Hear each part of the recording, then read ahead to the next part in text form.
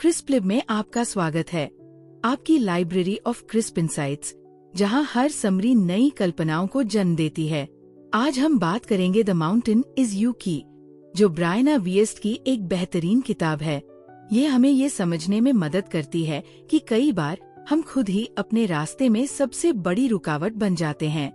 ये किताब हमें खुद को सैबोटेजिंग करने वाले पैटर्न्स को पहचानने और तोड़ने में गाइड करती है, ताकि हम अपनी लाइफ में सही और स्थायी बदलाव ला सकें। ब्रायना विएस्ट एक बहुत ही पावरफुल बात कहती है, हमारी सबसे बड़ी परेशानियां बाहर की दुनिया की वजह से नहीं होती, बल्कि हमारे अपने मन और भावनाओं में मौजूद उन पहाड़ों की वजह से होती है, जिन्हें हम खुद खड़ा करते हैं। ये पहाड़ हमारे डर, संदेह, पुरानी तकलीफें और लिमिटिंग बिलीव्स है, और आगे बढ़ने का एकमात्र तरीका यही है कि हम इनका सामना करें, इनसे भागने की बजाय इन्हें पार करें। इस किताब का सबसे बड़ा फोकस सेल्फ सैबोटेज है। विएस्ट बताती है कि सेल्फ सैबोटेज कमजोरी की निशानी नहीं है, बल्कि यह हमारे कॉन्शियस गोल्स और सबकॉन्शियस बिलीव्स के बीच का मिसअलाइनमेंट है। हमारा दिमाग हमेशा हमें सुरक्षित रखना चाहता है, और इसी वजह से कई बार हम उन्हीं पुरानी आदतों और पैटर्न्स को पकड़ कर रखते हैं जो हमें कंफर्टेबल लगते हैं, भले ही वे हमारे लिए सही न हों। हम टॉक्सिक रिलेशनशिप्स में फंसे रहते हैं, अच्छे मौके अवॉइड करते हैं, प्रोक्रेस्टिनेट करते हैं या खुद पर भरोसा नहीं करते, क्योंकि हमें अनजाने से डर लगता है। लेकिन अच्छी बात यह है कि सेल्फ सैबोटेज को हमेशा के लिए खत्म किया जा सकता है। विएस्ट हमें सिखाती है कि इन पैटर्न्स को पहचानना, उनकी जड़ तक जाना और उन्हें हेल्दियर बिहेवियर से रिप्लेस करना ही असली बदलाव की शुरुआत है। सबसे पहला स्टेप अवेयरनेस है, समझना कि हम खुद को कहाँ और कैसे रोक रहे हैं। शायद हम फेलियर्स के डर से रिस्क्स नहीं लेते, शायद हम अच्छी चीजों को खुद से दूर कर देते हैं क्योंकि हमें लगता है कि हम उनके लायक नहीं हैं। जब तक हम इन पैटर्न्स को साफ साफ नहीं देखेंगे, हम उन्हें बदल नहीं सकते। विएस्ट बताती है कि असली ट्रांसफॉर्मेशन तब होती है जब हम डिस्कम्फर्ट को फेस करना सीखते हैं, न कि उससे भागते हैं। बदलाव आसान नहीं होता, लेकिन इसका मतलब ये नहीं कि हम गलत कर रहे हैं, बल्कि ये इस बात का संकेत है कि हम ग्रो कर रहे हैं।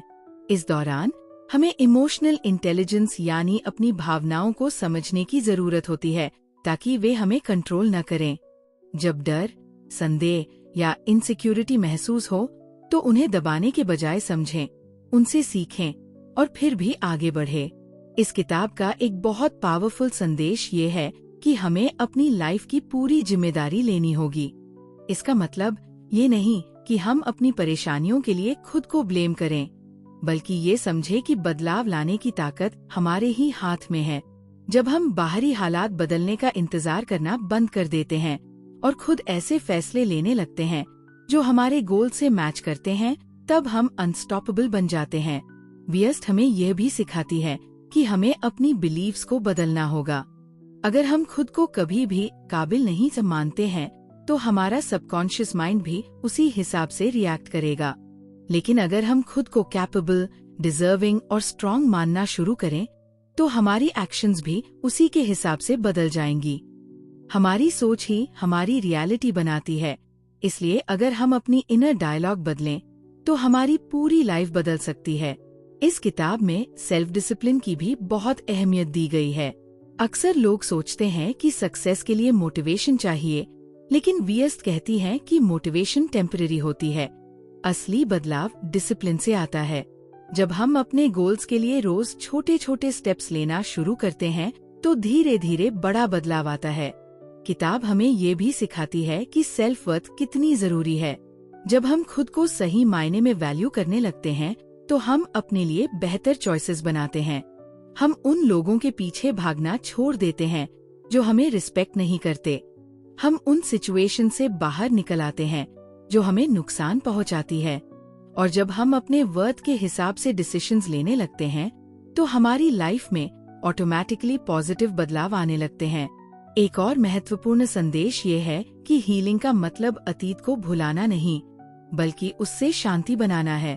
हम अपने पास्ट को बदल नहीं सकते, लेकिन हम ये तय कर सकते हैं कि उस पर हमारा नजरिया क्या होगा। ब्रायना वियस्ट हमें एनकरेज करती है कि हम अपने पास्ट मिस्टेक्स या ट्रॉमास को अपनी पहचान न बनाएं, बल्कि उन्हें उन सबक के रूप में देखें जिन्होंने हमें और भी मजबूत बना दिया है। जब हम रिग्रेट, गिल्ट और रिजेंटमेंट को छोड़ देते हैं तो हम नए अपॉर्चुनिटीज के लिए जगह बनाते हैं।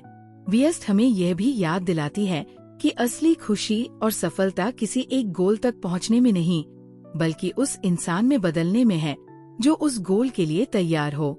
हम अक्सर सोचते हैं अगर ये हासिल हो जाए तो मैं खुश रहूंगा, लेकिन असली खुशी उस जर्नी में होती है जिसमें हम फेलियर से सीखते हैं, रेजिलियंस डेवलप करते हैं और खुद को बेहतर बनाते हैं।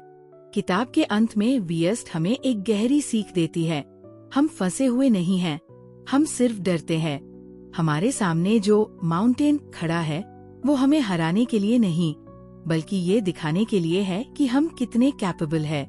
और जब हम उसे पार कर लेते हैं तो हमें एहसास होता है कि असली बदलाव उस डेस्टिनेशन तक पहुंचने में नहीं था, बल्कि उस इंसान में बदलने में था जो हमने उस रास्ते में बनकर दिखाया। क्रिस प्लिब में आज द माउंटेन इज यू पर इस खूबसूरत डिस्कशन के लिए धन्यवाद। अगर आपको ये समरी पसंद आई तो इसे लाइक, शेयर और सब्सक्राइब जरूर करें। चलते हैं और बढ़ते हैं एक नई ट्रांसफॉर्मेशन की ओर।